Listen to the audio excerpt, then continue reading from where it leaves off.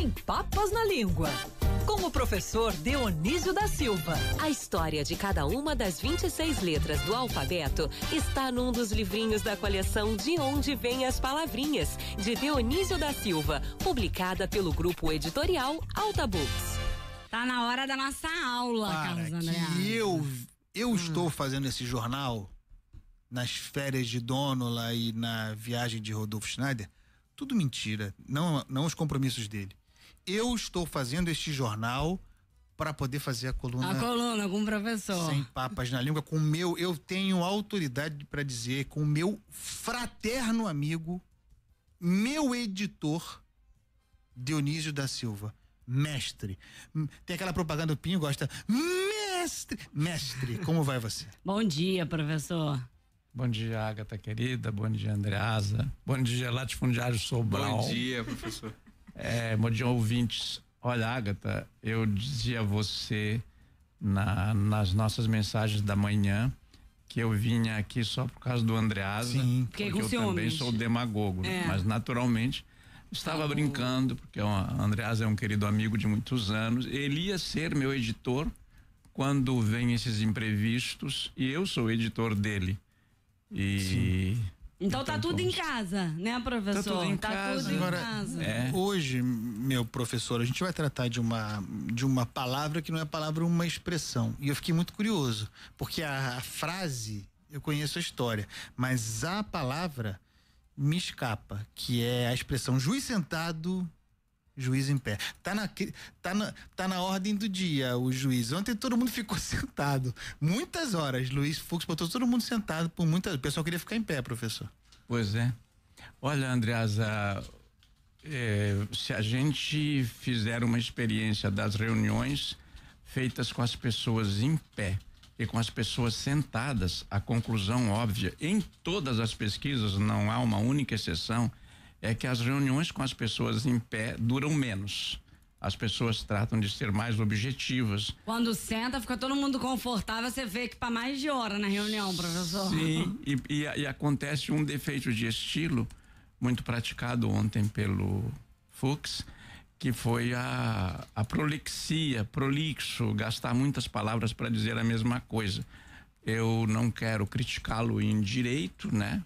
Eu escrevi um livro na editora em que sou colega do Andreasa como escritor, que se chama 1001 Palavras de Direito. Me fascinam as palavras e as expressões de direito, e ontem, por exemplo, o juiz Fux citou, como é de costume entre ministros e desembargadores e juízes, um imenso latinório. E eu, recorrendo a meus anos da adolescência profunda, em que fui aluno de bons professores de latim, eu sou um latinista, como todo mundo sabe, eu notei que ele pronunciava algumas palavras muito mal.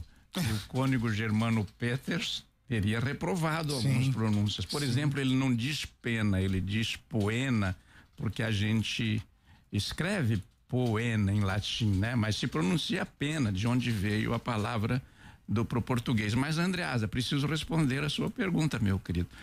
A tradição do direito em português, ela tem algumas peculiaridades. Essa turma do todes, sabe, que quis trazer o neutro para a língua portuguesa, um dos grandes equívocos, para usar uma conversa clara, não é assim que eu seja contra a novidade. Eu, em princípio, sou a favor, mas a língua precisa de um mínimo de estabilidade, e eles tinham e têm ainda, por isso que entrou em decadência o tal todes, um equívoco quanto ao gênero.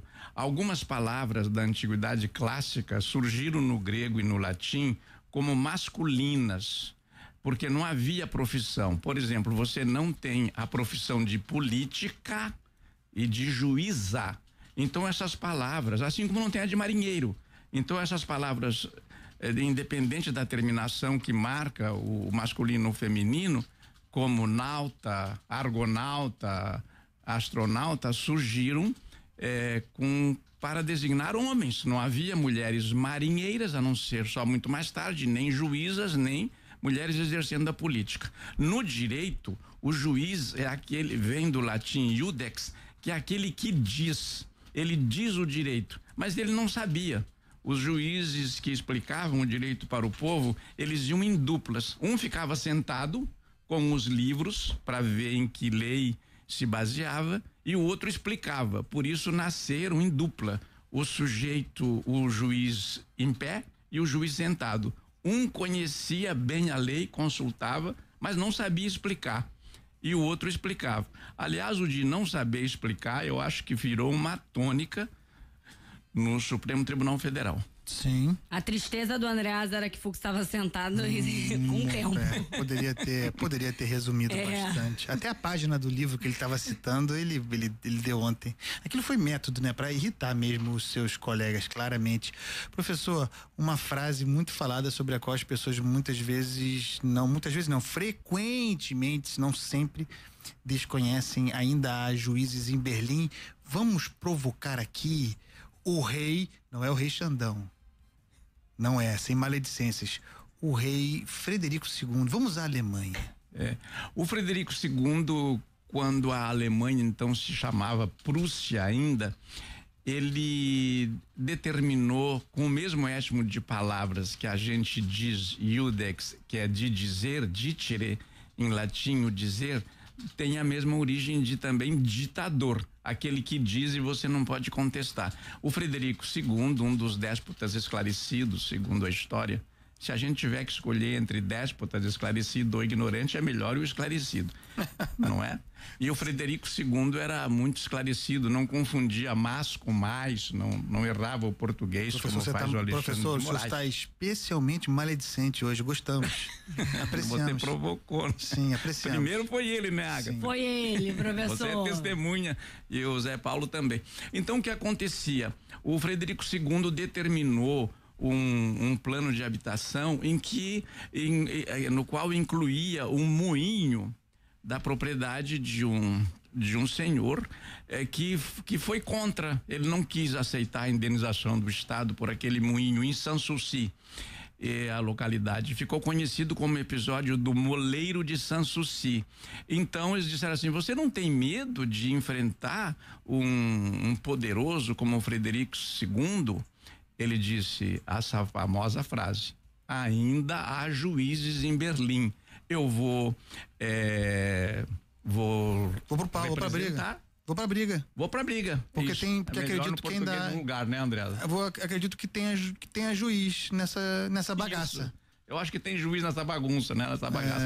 Ele recorreu, foi julgado por tribunais e saiu a frase famosa: ainda há juízes em Berlim, porque ele confiou e acertou que os juízes de Berlim, aliás, ontem a doutora Denise Frossard, que é nossa ouvinte e sempre ela faz corajosa juíza. Corajosa, colocou todos os bicheiros na cadeia numa única vez, né? Cercaram o tribunal. Isso, cercaram o tribunal. Todo o tribunal, e aí ela para manifestação de força. Ela disse: ainda há juízes no Rio de Janeiro, mandou prender geral, não vão me intimidar não, tem que respeitar. Eu achei curioso que, como ainda havia juízes em Berlim, ainda houve juíza. É muito importante esse feminino. Sim. Porque a mulher obteve um cargo que não era seu, né? Não é da condição feminina este cargo, ela conquistou. A mulher brasileira conquistou, outras mulheres no mundo também. Mas então ele ganhou a questão e se consagrou como provérbio: ainda há juízes em Berlim, para significar que você pode enfrentar, por poderoso que seja a pessoa, você deve enfrentar essa pessoa com a lei, que os juízes vão julgar esse quesito à luz da lei e não porque você é bonita como a Agatha ou simpática como... Ajuda, né? Ajuda muito. Isso. A beleza exerce atração, quem exerce atração exerce poder. Professor, eu vou exercer o meu poder sobre o relógio, tá? Me dá um minutinho. Eu queria recorrer ao Zé do Zap, posso? Pode, claro. O nosso latifundiário Sobral, eu queria que ele dissesse as indicações de como as pessoas podem adquirir qualquer livro, às vezes por 10% do que ele custa, num site que o Sobral vai dizer, ou na Amazon, né? Porque você não encontra mais os livros nas livrarias. Temos que admitir isso. Além da Amazon, né, professor? .com.br, fique à vontade para. Inclusive tem o livro do Carleto lá, né? Tem. Você encontra lá também, além do professor. Tem a estante virtual Se criticar. também. Estante virtual. Alguns ouvintes perguntaram aqui como é que faz para acessar. Então, estantevirtual.com.br também, além da Amazon.com.br. Pesquisa na internet que realmente as livrarias não conseguem mais ter todos os livros. Não. É caro ter o livro disponível, então tem as soluções virtuais, digitais. Muito obrigado, professor Dionísio. Leiam, professor, é vasta a obra. Tem obra sobre a língua portuguesa, tem romances, ficções do professor Dionísio. Leiam Dionísio da Silva. É um imperativo moral. Beijo, professor. Um beijo, professor. Sempre uma honra, tá? Até quinta-feira. Ô, Agatha, eu saio daqui com a alma enxaguada de alegria de te ver e fazer uma coluna tão especial hoje nesse quarteto. E aguardemos a volta do Vinícius até de repente.